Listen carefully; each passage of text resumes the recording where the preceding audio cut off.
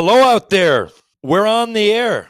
It's a Chicklets night tonight, ladies and gentlemen, boys and girls. Welcome to episode 223B of Tales with TR. I'm coming at you right here from beautiful London, Ontario, the Residence Inn by Marriott. And we're about a 10-15 minute walk from Victoria Park, where we're going to, park's closer than that, but it's a big park. And at the other side of the park shall be where the Chicklets Cup is played tomorrow, 3 games in the morning for us. I think it's actually 9, 12, and 1-ish or 2-ish. They're not much space in between. Of course, they're 2 12-minute periods, small surface, so it's very manageable to play 3 games in a day. But of course, I'm not underestimating that it's going to be hard, and a lot of great players here. Boy, this is the best field ever. They added 2 Quebec teams, and Quebec are dynamite at 3-on-3. I've had the privilege to play with and against a lot of them, and they are the best in the world. I think if you look into it, on the 3-on-3 stage, I think you could say Quebec are the best in the world. They win a lot of those tournaments. They put a lot of time and effort into it. I'm asked to play once in a while. I play 3-on-3, but for the most part, when I explain that I play ball hockey, it's like ice hockey. It's the 5-on-5. A few different rules, but we're playing on a rink. It's 5-on-5. 3-on-3 is completely different. Not only the dimensions, but just the whole approach. And it's hard. But so there's great teams here. Of course, we've got an awesome team, too. It's always interesting.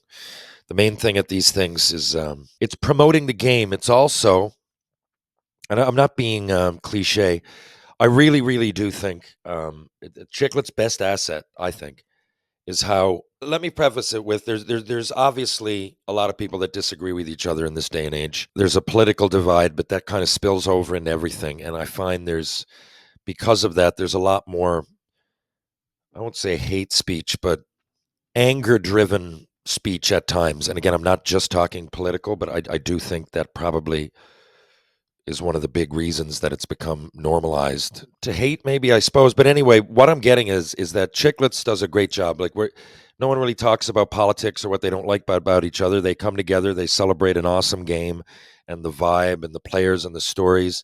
Hockey's a small part. It's people coming together to share, stories and a positive vibe. And I guarantee you that most people here will go home after it's all done, and not just players, because there's all kinds of people, and we're here in London, like I said. There's going to be lots of fans. People, they got, at this point, the Chicklets guys got it organized. There's food and drink and just about everything. We got a dance. We got live Q&A tonight on stage. Looking forward to that. Speaking of, looking forward to, here, my buddy Bobby Housser. Here you go. Housey, pull over that chair, la. Pull over that chair, la, like Teddy Hitchcock. Now, here he is, if you're on YouTube. My buddy Bobby Housser. I'll refresh you. We've had you on once before, and we spoke. When was that? 2 years ago? Yeah, you were supposed to. We were supposed to do it, but I was heading toward an Elton John concert that night, and we just never did it. Okay. But I figured that was after, I think, the tough overtime, or not overtime, but it was first Chicklets Cup in Buffalo. Yeah. Not overtime, but that was the one in Buffalo. You're right. So this will be our 4th, right? 1 in Vegas, 2 in Buffalo, and now we're here. Yeah. And I think overall it's the 5th. So anyway, this is Bobby Housser. I thought so, man. I thought I had you on. So I've spoken of him before. Bobby was my opponent for many years now. We've played on the Chicklets Cup the last 3 or 4. Bobby's father, let me get this straight, is from Niagara Falls. And early on, you can tell this story in a second, but I just want to introduce you. Early on, moved to Massachusetts. Well, you moved to Leominster, right?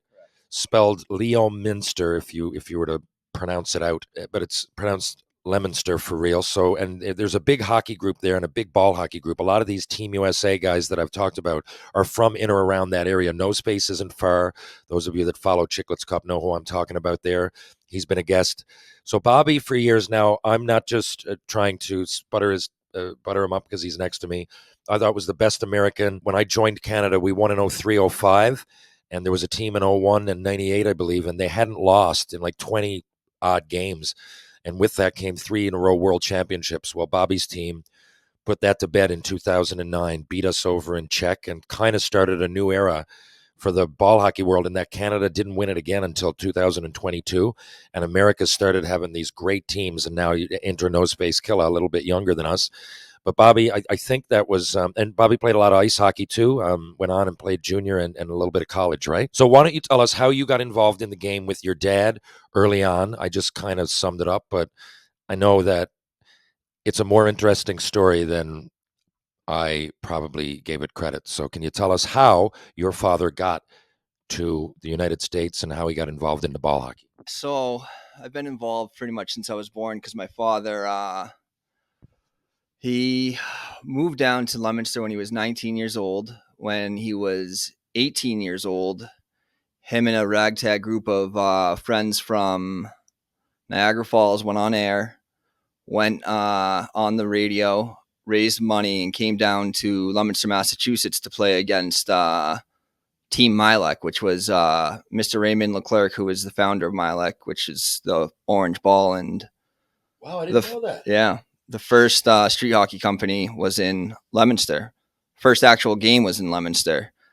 And my father and all his friends came down. They beat the Milek team 9-1, 10-0, something like that. And Mr. Leclerc offered him a job. So my father started growing the game, and this is in the late 70s. And yeah, I was kind of just born into the sport, and it's been quite the ride. And you would be one of the Bobby's. We played obviously Canada USA at the Worlds. Even a couple of years ago, when you guys saw, I guess it was a year ago now, when we won the Worlds as the Masters team. Bobby, we beat them in a shootout. They came back 3-1. They pulled their goalie and scored twice. It was wild. But it wasn't just recently, because Bobby also has the luxury of being able to dual citizenship, so he can come over and play in our nationals, which he's done, and he's won the national championship with the Midnight Express. Now, are there more Americans that have done that, or you're got to be one of the only ones? No, I think I might be the only one, which is added to my resume. and we're going to come calling next year too in Newfoundland, by the way, for the Masters. We'll talk. So I'm going to go through some questions here. So it's a bit of a rapid fire random that I often do for my pod, and in between, maybe get to know a little bit about you and your career. We should sum this up in about 20 minutes because, folks, we have a big, large weekend ahead. 3 games tomorrow, but there's also events, Q&As, and Terry Ryan Sr.'s around here somewhere. We can't let him go unchecked for too long. Okay. Your favorite hockey team growing up? Detroit Red Wings. And why would you be a Red Wings fan when most people around you would be Boston fans? Because the Boston Bruins traded my favorite player, Adam Oates, when I was young. So my father was he is good friends with the former goalie coach there, Jimmy Bedard. And it was just an easy come over to a dominant team. God, yeah. I mean, there's a lot of reasons to love the Wings. Coolest place traveled? Beijing, China. Now, didn't you work there with the ball? Like, again, I know that it was with ball hockey, but I forget in what capacity. And just tell us a little bit about that. That wasn't that long ago. Yeah, so I could probably write a book on China. I was over there. I got invited over by the Chinese Olympic Committee to be an assistant coach with the women's developmental team for ice hockey, as well as grow the game of ball hockey, because it was an easy way to teach the everyday Chinese citizen what hockey's about. Okay. And how long were you there? 11 months, so basically a year. Like 11 straight or at different times? I was 11 straight. I came back twice, for one time for Christmas and another time just because I just had the vacation, so I just came back to the States. How many Americans were over there with you? There was a good amount. A lot of Canadians. It was easy to meet people just because of it's an expat unite sort of culture. So it was very easy for me to find friends. I met a lot of good people over there, and it was probably one of the best times of my life. I suppose it was. Your favorite? I know you're a music guy. Your favorite album ever? That's too hard. Let's not say favorite album ever. There's a lot to unpack there. Let's say, give me 3 albums that you respect. Because I mean, for me to answer that question, to be honest, I'd sit here and dissect it for an hour. But just 3 good albums that you still listen to. And I only say it because a lot of people don't listen to albums anymore. They're becoming not obsolete. They're out there, but the more people just listen to song and snippets and Spotify, iTunes, all those things, they kind of direct you towards the quick song, not the album. But I love albums, and I know you do too. So name me three that are probably close to your personal aura. All right, we got Beatles' White Album, Boston, self-titled, and Clash's first album. Can't even. Is it London Calling? London Calling, the one with the pink and the green on it. I believe that's London Calling. That's a fucking banger. Those are three great picks. And you know what? Fucking Boston are awesome. And I think they just get lost in the shuffle. Like, and they're the type of band, too, that you put it on and every song is at least somewhat catchy. Not real deep, but deep enough. Like, some of the songs are really well written. I don't know. It's just like, not that they're bad. It's just for me, I look back and I really love them. I think they're one of the best bands of the 70s. So anyway, that's a great choice. If you guys haven't heard, and it is self-titled, isn't it? That album. I know the one you're talking about. That's a cool album cover too. Best job you've ever had. Ooh, back to Beijing. Oh yeah. Yeah. Nothing's going to beat that. What would be your best concert ever? Again, that's going to be tough, but name me two or three that you've been at that have been bangers. Paul McCartney. I saw. Was that at Fenway? Yeah, Fenway and at the Garden, and I saw him at Albany. Another good one. Saw Panic at the Disco a few years back. I don't know if. Where did you see them? Because see, I think they're underrated too. And I've heard people see them in like bars and stuff. I'm like, man, I would pay good money to go see them. Really, a fucking deep band too. Like they got a lot of musicians, a lot of creativity. Where'd you see them? Xfinity Center, I think. Mansfield, Massachusetts. It's a good venue. Oh fuck yeah! I haven't been there though. I've only heard of it. The biggest goal you've ever scored? Biggest goal I ever scored. Be most memorable. So this is 2009. Team, they were called the Toronto Leafs, which was all the Midnight guys. They came down to Leominster to play us. We got outshot badly. It was like 40-16, and actually I scored the third goal, the fourth goal, and the overtime winner. And I don't think my career's ever reached that level since. I was like 19, but that was deadly. That was an awesome win for us. Fuck, how did I not hear about that? That would have been awesome, the boys coming down to play you guys. Yeah, they ran through the entire tournament, and then we played them, and we got outshot bad. And I remember in overtime, which we shouldn't have been in, we took a penalty, and we were pretty much, everyone was like, well, we gave it our best shot. And then a player on the Toronto Leafs just buried this guy for no reason, and we were like, wait a minute. And then 5 seconds later, we scored 4-on-4. Wow, that is fucking incredible. I didn't know that. Your guilty pleasure, or a guilty pleasure that you have. Maybe you got two or three. Maybe you like blasting Rick Astley at night. Maybe you are a huge Twilight fan. Oh, I got it. This is back to music. I really love Madonna, and I love Ed Sheeran. Okay. Ed Sheeran. So good. Hey, did you see the movie yesterday? I did. Oh, fuck, it's so good. I won't let anything out of the bag, but it's a creative movie, kind of centers around, well, not kind of, around Beatles music, but a really creative way, and Ed Sheeran's in it, and it's funny, but it's just a real positive, vibey kind of movie. Madonna's fucking immaculate collection, really. I mean, if I really was to think about it, that albums I don't usually include greatest, but that is got to be one of the best 80s albums too, and there's no way around it. That's a great answer. Did you ever see her live? No, I haven't. Actually, this guy's name's Ricky Peugeot. He's a Steinway artist. He's a great musician. He is Madonna's pianist, and he's also Christina Aguilera's, and he plays ball hockey all the time. Loves it. Really? Talk to him once a month. We just catch up, and yeah. You got a lot of these odd connections. Every time I talk to you, there's like some new story that I haven't unearthed. That's incredible. Yeah, because of ball hockey, it's crazy. Yeah, now here we are at the Chicklets Cup, right? But same thing. Your idol growing up? Adam Oates. Oh, yes, we said. And I'm guessing because of the way he passed the puck. Yep. Yeah. Like in the last 15 years, maybe you could point to Joe Thornton as being that kind of creatively nifty passing. I'm speaking to anybody that didn't watch Oates, because he had that Marner like weight, the crazy patience, and then he'd dish it to one of the best scorers of all time, no matter where he went. So like, if it was St. Louis, he would play with Hull and like feed him. If it was Detroit, they'd put him with Robitaille or sorry, Yzerman. Well, I guess they just put him with scorers, and everybody would seem to have way better years when Adam Oates played. And he's kind of underrated that way. If you had a time machine and you could go anywhere in sports history, okay, so we're probably going back. I guess for me, I'm not saying like the greatest Olympiads of like the year fucking 200 in Greece.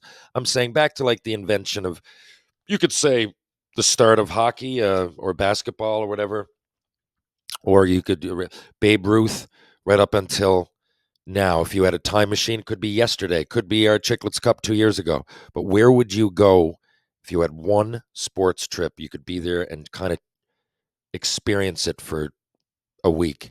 I would like to go to 1972 Canada Cup versus the Soviets. I feel like that was it's an interesting series and how it went down, and I just think the aura around it would have been through the roof. That's an answer I wasn't expecting.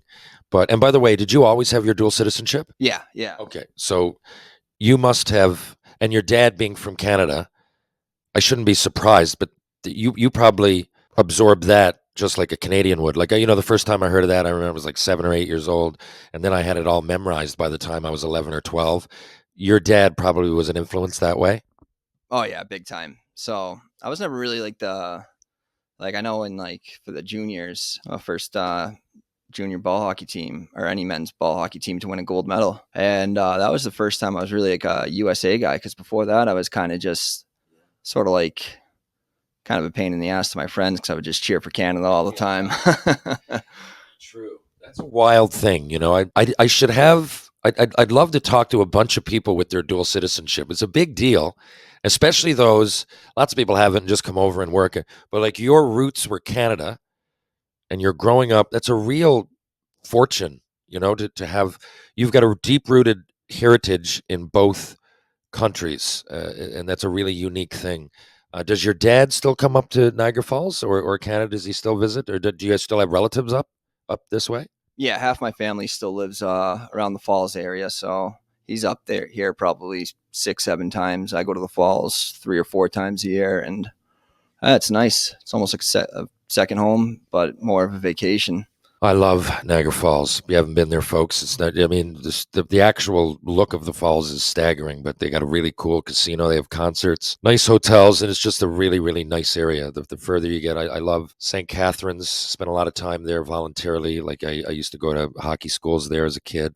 Really, really love the whole area. The weirdest food that you've ever consumed? That's going to have to probably go back to Beijing.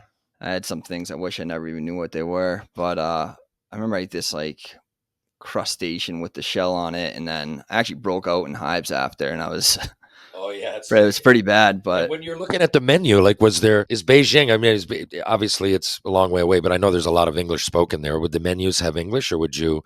I guess some would, some wouldn't. How did that work? And how the fuck did you know what you were ordering?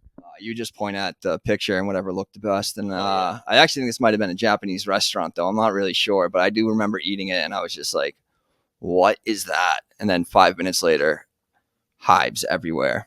Wow, you're fucking lucky it wasn't worse. Biggest pet peeve? Oh, I got a lot of those. Biggest one? That's probably bad drivers, people that just don't understand how to navigate basic things that you're taught when you're 16. Yeah, I know what you're talking about. Or it's hard sometimes when I get like road rage and I got to really, in my head, try to. I find it the easiest way to get angry. And when you really think about it, you're like, okay, whoever this is just driving. They don't realize. And who am I to say? But I find it's the most public place that I get angered for sure is in my car. What do you think would be the most underrated TV show of all time? I got some of those. I saw The Leftovers on HBO. It's a sleeper pick. Is it? Okay, so I just queued it up. And I'm looking forward to it now more than I wasn't really sure. You're the first person that I've ever spoken to that liked it or that watched it. Sorry. So you're saying recommendation? Yeah, it's pretty dark, but it's got good like a good message, and it's just an overall just good show. Did you ever see The Righteous Gemstones? We me and my girlfriend just we binged that in like maybe a week, all 3 seasons. It is so fun. Like, no. We can say fuck all we want, but anyway, fucking little baby Billy, or oh my, Jesus Christ, it's phenomenal, isn't he? And I think that fucking show, whoever certain shows, it just is perfect. Like Seinfeld, the perfect cast of, I think that added to it. The same thing, like all those actors, some of them I didn't know, but they're absolutely perfect for the roles. Just, it's going to be so over the top, but still kind of believable and makes you laugh because people with inflections of each character. Holy fuck, you guys, if you haven't seen The Righteous Gemstones, it's one of the funniest fucking shows out there. I would probably, have you ever, I'm sure you've seen The Wire. Go both sides. That's like a top 5 all-time show, I think, on any list. Do you right now? So we're going into play the Chicklets Cup. I explained to people, I think this year there's 8 teams, I believe. 12. Okay. So do you have a lot of people up here that you know from the American side? From the American side, I don't really know who's up here. I'm going to know a lot of the Canadian guys just from playing in tournaments in Niagara, St. Catharines, Canada, Nationals and all that. But really is the best. Like, I ask you that because a lot of people send me messages. I'm trying to kind of answer them as I speak to you, but I try to explain to people, like when we first went, it was kind of random Wild West kind of thing. But now, like, each team is packed with guys that we play against. And I say, like, when I explain to people, I'm like, I do have 3 world championships, a couple of nationals, but I'm like, that's in like 20 odd years of trying. Like, it's very competitive. You've got a couple of national championships. They aren't fucking easy. I often find the Canadian nationals almost, I don't want to be ignorant, but sometimes harder. Well, there are games at the Worlds that there's bigger gimmies. There's no real gimme at the Nats. You know what I mean? And this year there's happens to be one of the best fields ever. So what's your approach? What do you think we should do this year? What have we done in the past that maybe we need to improve on? I think we're fine. I think we got not like we played bad. No, we upgraded in a few positions, and we're just going to have to go out and play and just do our thing and get drunk every night and sweat it out and the Chicklets way. Keep the vibes high. Keep the vibes high. So listen, I'm going to end it here. Unless, do you have anything to promote, by the way? You working with any companies or anything now that you want me to give a shout out? Ooh, let's do a little MS3 surface, which is the it's a type of sport, court surface, as most people know it, but it's great for ball hockey, street hockey, or ball hockey, basketball, anything. And I am now involved in the sport of pickleball. I just opened up or me and my mother actually are opening up a facility in Leominster, and it's just a great sport. It's fun. I know a lot of people knock it, but it's awesome. I don't knock it. I hear people knock it too, but I'm like, anything that you can get a lot of people out playing, why would anybody be pissed off with that? I find it such a weird, oh, you're playing pickleball. Look at Terry playing Yeah. I don't know. Court went up down by my house. I tried it out. There's all kinds of people using it. I don't know. Like, what's the problem? And it's fucking way harder than I thought, too. It's way harder than I thought. How much? I didn't know you were even playing. So did this place just open? Or are you opening it? We are actually 2 days ago. I was when you tried calling. I was sweeping out the building. We're putting the lights in right now, doing all that, and should be open in about a month or 2. Deadly. Well, I can't wait to check it out. And what I'm going to do, I keep saying it, but I want to go visit RA too. So Senior and I will come to Boston, and we're going to go to a concert. We're going to plan that soon. Folks, stay tuned, because this is going to happen. I looked last night, and if McCartney goes there, yes, I know he's in his 80s, but it's a good vibe at a Beatles concert. I want to take my daughter. If not, you and I are going to go see ELO or some classic rock band, tie one on, and have a great weekend. Thank you for doing this, Bobby. I really appreciate it. Let's go have a beer on a patio. Yep, 100%. 100 beers. Okay, if you're downtown St. John's, Newfoundland and Labrador, why not check out Trinity Pub, the Martini Bar, Rob Roy Confusion, Greensleeves Pub, the Bull and Barrel. If you're going to go for a bite to eat, Loose Tie, Blue on Water, and of course, Peter Wedgwood at Wedgwood Cafe. They also do catering, Elizabeth Avenue. Love Wedgwood Cafe. If you want to change your life, strength and balance for the body and mind, go to Ryan Power Conditioning, Rope Walk Lane. Ryan is awesome. Right now, I have many, many people that have listened to this podcast that have gone in, changed their lives, and not one person has complained. Not one. If anything, I get messages of thanks just for pointing people in his direction. I'm not exaggerating. Love Ryan Power at Power Conditioning. If you need Mr. Lube, 2 locations in St. John's, Newfoundland and Labrador. One's on Kemount Road, one's on Torbay Road. Live, laugh, lube! Pitbull Pain Relief. The pain sticks just don't quit. Go to pitbullpainrelief.com. See what all of the fuss is about. True Hockey. Take what's yours. And of course, folks, how about these stretchy, mugsy? Look at this. Look how these mugsies stretch. Look at that. Boom. I love the comfort in my stretchy, comfortable mugsy jeans. Back in just a few days. Good luck to the Big Deal Selects at the Chicklets Cup. Bobby and I will report back next week. Have a great weekend, everybody. Catch you on the rebound.